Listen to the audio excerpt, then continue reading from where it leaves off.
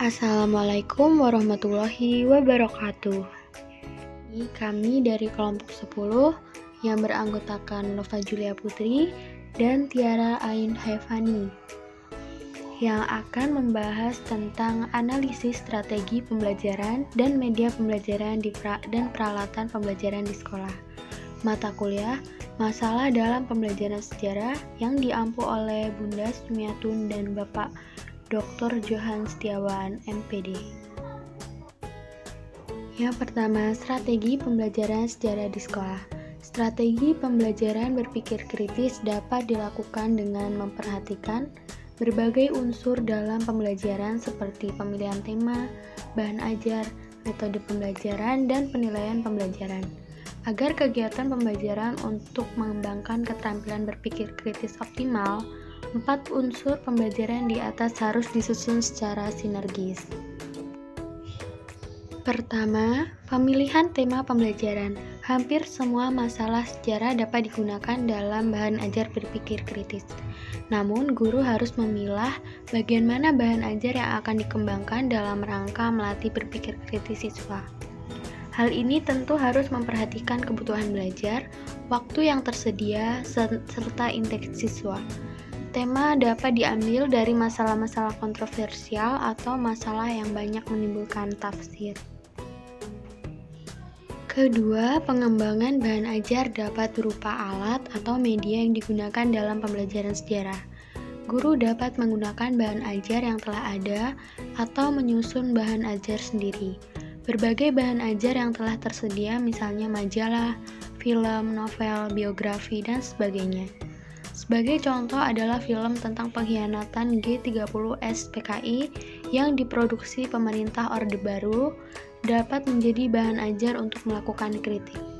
Tentunya guru harus menyediakan bahan ajar yang seimbang, sehingga siswa memperoleh data objektif dalam menuliskan hasil kajiannya.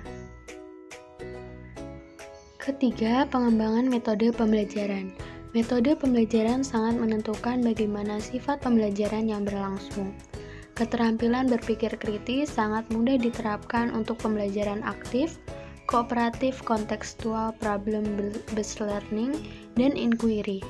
Pembelajaran ekspositori kurang potensial untuk mengembangkan keterampilan berpikir kritis siswa, karena guru terlalu dominan dalam merekonstruksi pengetahuan. Karena itulah, untuk mengembangkan keterampilan berpikir kritis siswa, guru hendaknya mengurangi pembelajaran ceramah. Selanjutnya yang keempat, penilaian dalam pembelajaran. Penilaian pembelajaran berperan penting dalam mendorong kegiatan belajar siswa.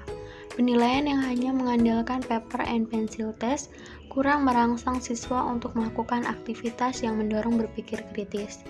Apalagi bila tes yang dilakukan hanya kemampuan berpikir kritis rendah atau mengingat dan memahami fakta, akan menyebabkan siswa hanya terpaku pada buku teks saja. Karena itulah, guru perlu mengembangkan penilaian tingkat tinggi dan multi metode. Guru tidak hanya menilai hasil, tetapi juga menilai proses. Materi yang selanjutnya yaitu media dan peralatan pembelajaran.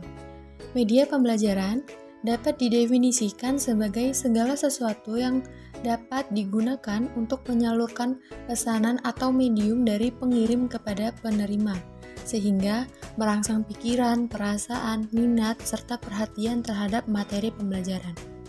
Media pembelajaran sejarah sebagai alat bantu untuk mengurangi verbalisme siswa sangat dibutuhkan oleh guru-guru sejarah di lapangan. Berikut beberapa media pembelajaran sejarah yang dapat menghasilkan pengembangan kreativitas guru dan siswa. Yang pertama itu ada metode aktif debat. Prosedur pelaksanaan metode ini adalah yang pertama, dikembangkan sebuah pernyataan kontroversial yang berkaitan dengan materi. Yang kedua, kelas dibagi menjadi 2 tim, yakni kelompok pro dan kelompok kontra. Yang ketiga, berikutnya dibuat 2 hingga 4 subkelompok dalam masing-masing kelompok debat.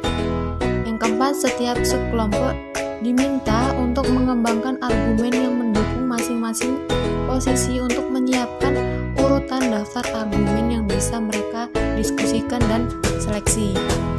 Pada Pada akhir diskusi, setiap sekelompok memilih seorang juru bicara. Yang kelima, disiapkan 2 hingga 4 kursi untuk para juru bicara pada kelompok pro dengan jumlah kursi yang sama untuk kelompok kontra. Siswa lainnya duduk di belakang para juru bicara. Perdebatan ini dimulai dengan para juru bicara mempresentasikan pandangan mereka. Yang kedua yaitu metode dan media playing click. Penggunaan metode playing click dipadukan dengan perkembangan teknologi informasi dengan komunikasi.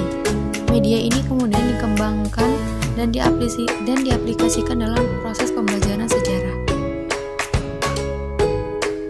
Penerapan metode ini bertujuan agar siswa tidak hanya memiliki pengetahuan sejarah seperti film yang mereka tonton, akan tetapi diharapkan sebagai pertunjukan yang berkelanjutan di mana mereka sendiri diharapkan dapat menjadi pelaku sejarah. Yang ketiga yaitu ada still picture atau gambar diam. Melalui gambar, siswa dapat melihat manusia, masyarakat, kehidupan sosial, tempat tinggal dari area atau tempat yang jauh dari bayangan mereka. Nah, dengan kata lain, siswa dapat menyelami sesuatu yang mungkin mereka belum pernah melihat wujud nyatanya, tetapi mereka mampu memahaminya hanya lewat gambar. Yang keempat itu ada penggunaan media komik.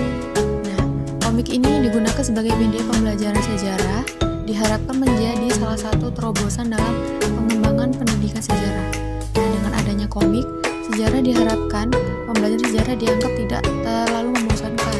Nah, pengembangan komik ini diambil dari pengembangan kurikulum pendidikan nonformal berbasis lokal yang tentu saja mendukung kurikulum pendidikan sejarah formal. Film merupakan media yang menyajikan pesan audiovisual dan gerak.